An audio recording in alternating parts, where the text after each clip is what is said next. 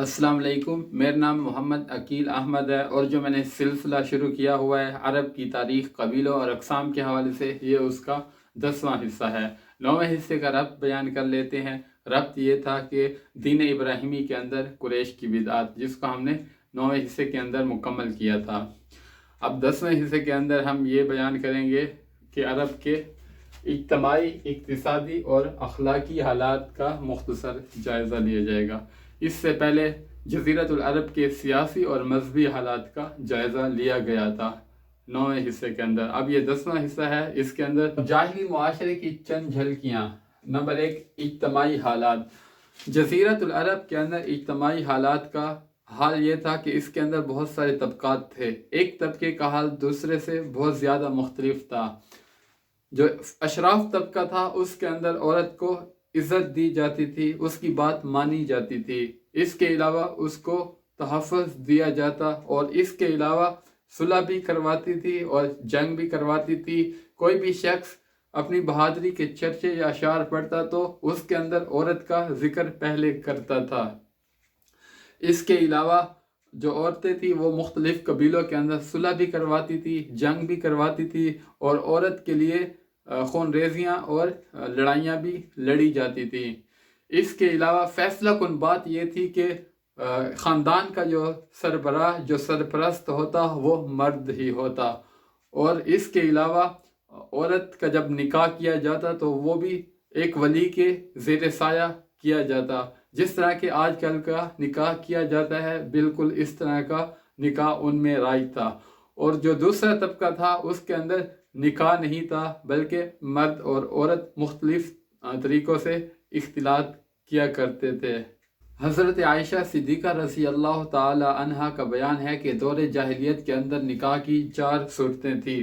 پہلی صورت یہ تھی کہ ولی کے زیر سایہ عورت کا نکاح کیا جاتا اور مہر مقرر کیا جاتا، اور یہی نکاح کی صورت طبقہ اشراف کے اندر رائج تھی، اور یہی نکاح آج کے دور کے اندر بھی رائج ہے۔ نکاح کی دوسری صورت کے اندر جب عورت پاک ہو جاتی تو اس کا خاوند اسے کہتا کہ فلاں کو پیغام بھیج اور اس سے مل۔ جب پیغام چلا جاتا تو وہ اس کا جو شوہر ہوتا وہ اس سے الگ رہتا، اس سے نہیں ملتا تھا۔ جب اس عورت کا دوسرے شخص سے حمل واضح ہو جاتا تو پھر اس کے بعد اس کی مرضی وہ مل بھی سکتا تھا، اور ایسا اس لیے کیا جاتا تھا کہ لڑکا باکمال اور شریف پیدا ہو، اس لیے اس طرح سے کیا جاتا، اور اس نکاح کو استبضاء کہا جاتا ہے، اور ہندوستان کے اندر بھی اس کو نیوگ کے نام سے یاد کیا جاتا ہے اور رائج بھی ہے۔ نکاح کی تیسری صورت یہ تھی کہ 10 سے کم کی جماعت، یعنی کہ 8، 9، 10 سے کم کی تعداد کے اندر کوئی جو قافلہ تھا وہ ایک عورت کے پاس جاتا اور اس سے ملتا۔ جب عورت حاملہ ہو جاتی اور پھر جب اس کا بچہ پیدا ہو جاتا، پیدا ہونے کے بعد وہ سب کو پیغام بھیج دیتی، کسی کی مجال نہ ہوتی کہ کوئی حاضر نہ ہو، وہی سب کے سب وہاں پہ حاضر ہو جاتے۔ تو وہ عورت ان کو کہتی کہ تمہیں معلوم ہے جو معاملہ تم نے میرے ساتھ کیا ہے، تو وہ عورت جس کے ساتھ نسبت کرتی اس کے ساتھ وہ نکاح ہو جاتا، یعنی کہ وہ کہتی کہ یہ فلاں کا بچہ ہے، تو وہ بچہ بھی اس کا اور وہ اس کی بیوی بن جاتی تھی۔ اور نکاح کی چوتھی صورت یہ تھی کہ ایک عورت ایک مخصوص جگہ پہ بیٹھ جاتی اور وہاں پہ نشانی کے طور پہ جھنڈیاں لگائی جاتی تھی، اور یہ اجازت عام ہوتی، کچھ لوگ جاتے اور اس عورت سے مل لیتے، اجازت عام تھی، کوئی بھی جاتا جا کے مل لیتا۔ اور پھر جب عورت حاملہ ہو جاتی اور پھر جب اس کا بچہ پیدا ہوتا تو وہ سب کو پیغام بھیجتی اور سب آ جاتے اور سب کو آنا پڑتا تھا۔ اور اس کے بعد ایک قیافہ شناس کو، جو ہاتھ پاؤں دیکھ کے اور شکل و صورت دیکھ کے جس مرد کے ساتھ نسبت پیدا کر لیتا تو وہ اس کا بچہ ہو جاتا اور وہ عورت اس کی بیوی بن جاتی تھی۔ جاہلیت کے یہ 4 قسم کے نکاح تھے، اور جب اللہ تعالیٰ نے حضرت محمد صلی اللہ علیہ وسلم کو مبعوث فرمایا تو جاہلیت کے سارے نکاحوں کو منہدم کر دیا، ختم کر دیا۔ صرف اسلامی نکاح باقی رہا جو آج کل کے دور میں رائج ہے۔ اس کے علاوہ دور جاہلیت کے اندر جنگ کے نتیجے میں جو غلام اور باندیاں حاصل ہوتی تھیں، جب ان سے مرد ملتے تو ان سے جو بچے پیدا ہوتے ان باندیوں سے، تو وہ زندگی بھر آر محسوس کرتے رہتے، کیونکہ ان کو نہیں پتہ ہوتا کہ ان کا باپ کون تھا۔ اس کے علاوہ دور جاہلیت کے اندر دو سگی بہنوں کو نکاح میں اکٹھا رکھا جاتا۔ اس کے علاوہ باپ کے طلاق دینے یا وفات ہونے کے نتیجے میں بیٹا ستیلی ماں سے نکاح کر لیا کرتا تھا۔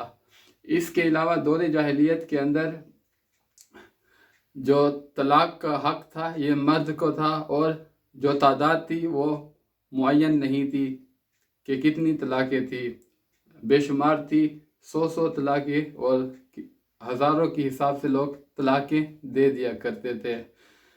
جو آزاد عورتیں تھیں دور جاہلیت کے اندر، ان کی زندگی پھر بھی کچھ نہ کچھ آسان تھی، لیکن جو باندیاں تھیں ان کی زندگی جانوروں سے بدتر تھی۔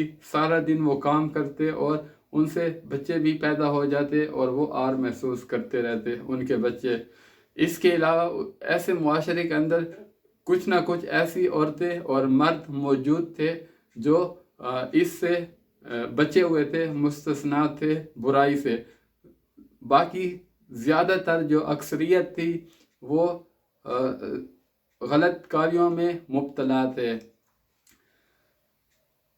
ابو داؤد کی روایت ہے، اس میں مروی ہے کہ ایک دفعہ ایک شخص کھڑا ہوا اور حضور صلی اللہ علیہ وسلم سے فرمایا کہ یہ جو شخص ہے میرا بیٹا ہے، زمانہ جاہلیت کے اندر میں نے اس کی ماں سے زنا کیا تھا۔ تو حضور صلی اللہ علیہ وسلم نے فرمایا کہ اسلام کے اندر ایسے دعوے کی گنجائش نہیں ہے، اور وہ جاہلیت کی بات تھی۔ اب جس کے ساتھ نکاح ہے اسی کا یہ بیٹا ہے۔ اور دور جاہلیت کے اندر باپ اور بیٹے کے تعلق کو کچھ اس طرح سے بیان کرتے شعروں میں: انما اولادنا بیننا اکبادنا تمشی علی الارض۔ اس شعر کا مطلب ہے کہ جو ہماری اولاد ہے یہ ہمارے جگر ہیں جو روئے زمین پہ چلتے پھرتے ہیں۔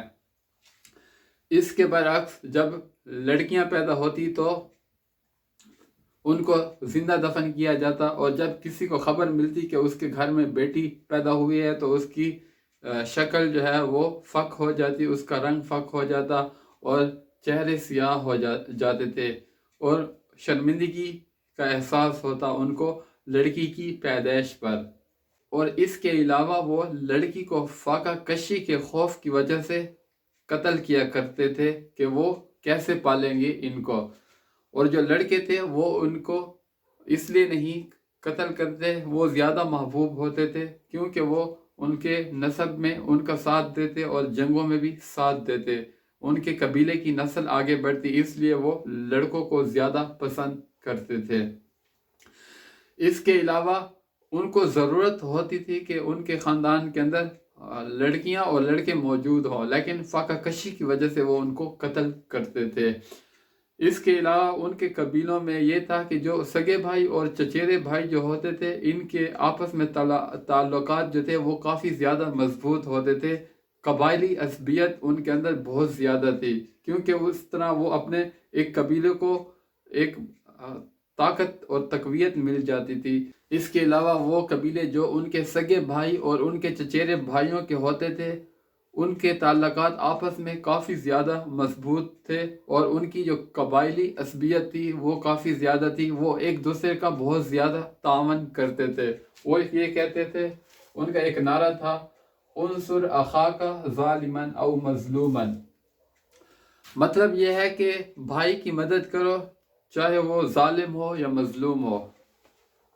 اور جب اسلام کا دور آیا تو اس چیز کو بدلا گیا، یہ ایک سلوگن اور ایک نعرہ تھا، وہ ان کا نظریہ تھا کہ اس طرح سے ہونا چاہیے، لیکن جب اسلام آیا تو اسلام نے اصلاح کی، اسلام نے کہا کہ ظالم کو ظلم سے روکو، یہ اس کی مدد ہے، ظالم کو ظلم سے روکو یہی اس کی مدد ہے۔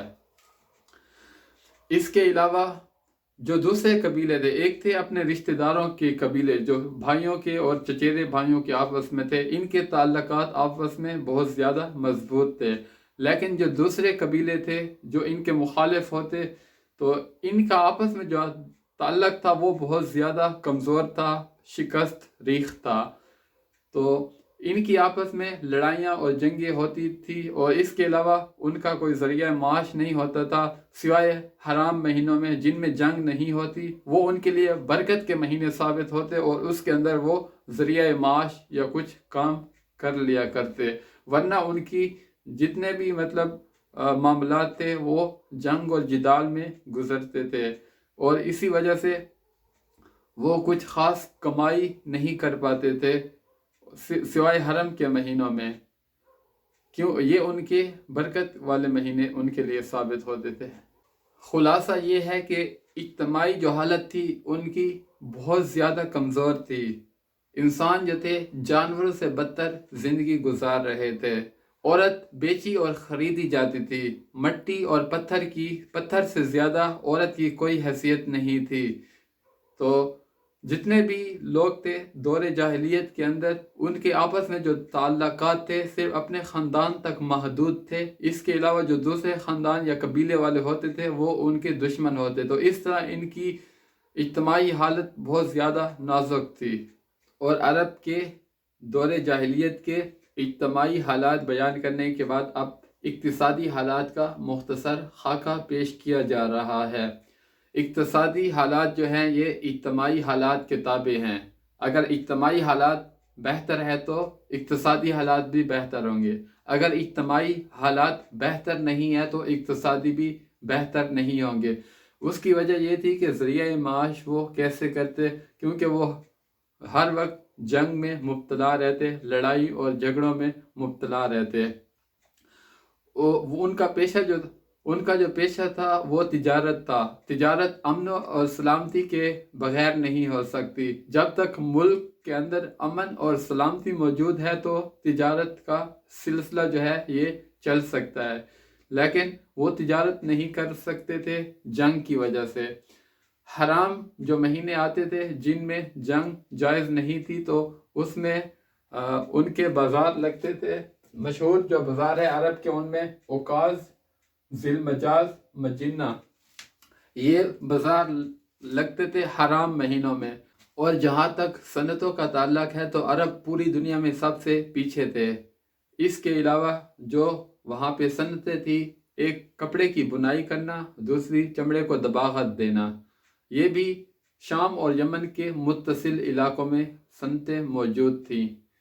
اس کے علاوہ جو اندرون عرب ہے وہاں پہ کھیتی باڑی کا کام کیا جاتا۔ اس کے علاوہ تمام عرب کی جو خواتین تھی وہ سوت کاتنے کا کام کرتی، اور یہ جو ساز و سامان تیار ہوتا یہ بھی جنگ کی نظر ہو جاتا جس کو وہ بیچ نہیں پاتے تھے۔ تو اقتصادی ان کی حالت کچھ ایسے تھی کہ فقر و فاقہ میں رہتے تھے، اور ان کے کپڑے بھی پہننے کے لیے پورے نہیں ہوتے تھے جنگ کی وجہ سے۔ اور یہ بات طے اور مسلم ہے کہ دور جاہلیت کے اندر جو ان کی عادات تھی وہ کافی خسیس اور رذیل تھی، لیکن اس کے ساتھ ساتھ ان کی بہت ساری اچھی عادات بھی تھیں۔ ان میں سے نمبر 1 ہے کرم اور سخاوت۔ یہ ان کی ایک ایسی عادت تھی کہ وہ اس میں بڑھ چڑھ کے حصہ لیتے، ہر ایک شخص کی یہی کوشش ہوتی کہ وہ زیادہ سے زیادہ سخاوت کرے، اور اس سخاوت پہ وہ فخر کیا کرتے تھے۔ عرب کے اندر جتنی بھی شاعری لکھی گئی ہے آدھی شاعری تقریباً جو ہے وہ سخاوت اور مہمان نوازی کے اوپر لکھی گئی ہے۔ اگر سخت بھوک اور جاڑے کے موسم میں کوئی مہمان کسی کے گھر آ جاتا اور اس گھر کی حالت یہ ہوتی کہ اس گھر کے اندر صرف ایک ہی اونٹنی ہے اور وہ پورے کنبے کے ذریعہ معاش ہے، اس کے لیے وہ اپنا پورا کنبہ چلاتے ہیں، اگر مہمان آ گیا تو وہ اونٹنی ان کے سامنے ذبح کر کے پیش کر دیتے تھے۔ اس کے علاوہ وہ شراب پیتے تھے۔ شراب اس لیے نہیں کہ اچھی چیز ہے یا بری، وہ شراب اس لیے پیتے تھے کہ نشے کی حالت میں مال کو لٹانا گرا نہیں گزرتا، مشکل نہیں ہوتا تھا، تو وہ اس لیے شراب پیتے اور سخاوت کرتے تھے۔ انگور کے درخت کو وہ کرم کہتے تھے، اور انگور کی شراب کو بنت الکرم کہتے تھے، یعنی کہ اس کی بیٹی۔ اور نمبر 2 پہ ہے وفائے عہد، یہ بھی دور جاہلیت کی اخلاق فاضلہ میں سے ایک چیز تھی کہ بہر صورت کسی بھی صورت میں وہ اپنے وعدے کو پورا کیا کرتے، اس وعدے کو پورا کرنے کے لیے وہ اپنی اولاد کو قربان کرنے کے لیے تیار ہو جاتے، اپنے پورے خاندان کو تباہ کرنے کے لیے تیار ہو جاتے، لیکن اپنا وعدہ پورا کیا کرتے تھے۔ اس لیے ان کے مختلف قصوں اور کہانیوں میں یہی ہے کہ ان کے اندر ایک یہ بھی چیز تھی کہ وہ اپنے وعدے کو بہر صورت پورا کیا کرتے تھے۔ اور ان کے اندر تیسری جو عادت تھی خودداری اور عزت نفس، وہ کسی کا جبر اور ظلم برداشت نہیں کرتے تھے۔ اگر کوئی بات ان کی عزت نفس کے اوپر آتی تو وہ اس کے لیے لڑتے، اپنے حق کے لیے لڑتے، اور اس کے اوپر اگرچہ ان کی جان بھی چلی جاتی لیکن وہ اس سے پیچھے نہیں ہٹتے تھے۔ ان کے اندر ایک خوبی یہ تھی۔ اس کے علاوہ عزائم کی تکمیل، نمبر 4 پہ ہے عزائم کی تکمیل۔ چاہے کچھ بھی ہوتا، اگر وہ کسی چیز کو کرنے کے لیے ٹھان لیتے کہ یہ اس نے کرنی ہے تو پھر وہ اس کو کر گزرتے تھے، وہ جان کی پرواہ نہیں کیا کرتے تھے۔ یہ بھی ان کے ایک اخلاق فاضلہ میں سے عادت تھی۔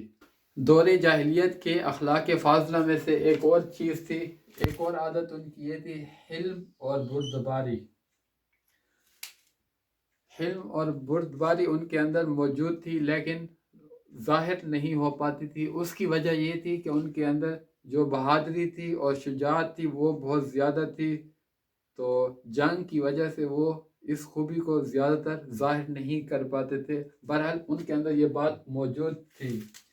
نمبر 6، دور جاہلیت کے اندر اخلاق فاضلہ میں سے ایک اور چیز تھی بدوی سادگی۔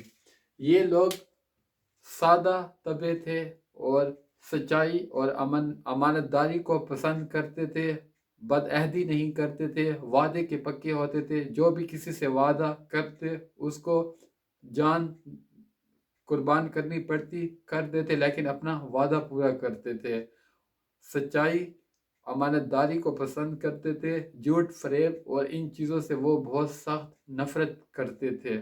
ہم سمجھتے ہیں کہ ساری دنیا کے اندر جزیرۃ العرب کو جو جغرافیائی حیثیت حاصل ہے اس کی وجہ سے انہوں نے پوری انسانیت کی قیادت کی ہے۔ دراصل بات یہ ہے کہ اس کے علاوہ ان کے اندر اخلاق فاضلہ تھے جس کی وجہ سے اللہ تعالیٰ نے ان کو بنی نوع انسان کی قیادت اور رسالت عامہ کا بوجھ اٹھانے کے لیے منتخب کیا گیا۔ ان کے عادات ایسی تھی، ان کے اندر کچھ ایسی خوبیاں تھی جن کی وجہ سے اللہ تعالیٰ نے ان کو چنا ہے، جیسے کہ سچائی، امانت داری، وعدے کو پورا کرنا۔ یہ ساری خوبیاں بہت زیادہ قیمتی اخلاق تھے، ان کے اندر یہ خوبیاں بہت زیادہ قیمتی تھی، بہت زیادہ اہمیت کی حامل تھی، اس لیے اللہ تعالیٰ نے ان کو چنا۔ بعض دفعہ یہ چیزیں شر کی طرف اور فساد کی طرف لے جاتی تھی، لیکن تھوڑی سی اصلاح کرنے کے بعد، آپ صلی اللہ علیہ وسلم کی محنت کے بعد ان کے اندر یہی خوبیاں جو تھی صحیح کی گئی تو وہ بنی نوع انسانوں کے لیے ایک مثال بن گئی ہیں۔ اور جیسے کہ آپ کو معلوم ہے کہ میرے ویڈیو بنانے کا مقصد یہ ہے کہ کتاب پڑھنے کا رواج کم رہا ہے اور سوشل میڈیا کا دور آ چکا ہے، تو میں نے یہی سوچا ہے کہ میں مین پوائنٹ ہے وہ لکھ کے اس کے علاوہ سمری اور ایک خلاصہ بیان کر دیا کروں تاکہ یہ چیزیں آگے سے آگے تک پہنچائی جائیں۔ تو آپ مجھے سپورٹ کریں، میرے چینل کو سبسکرائب کریں، شیئر کریں، اپنے دوستوں کو انوائٹ کریں تاکہ یہ چیز زیادہ سے زیادہ لوگوں تک شیئر کی جا سکے۔ تب تک کے لیے اللہ نگہبان، اللہ حافظ، السلام علیکم ورحمۃ اللہ۔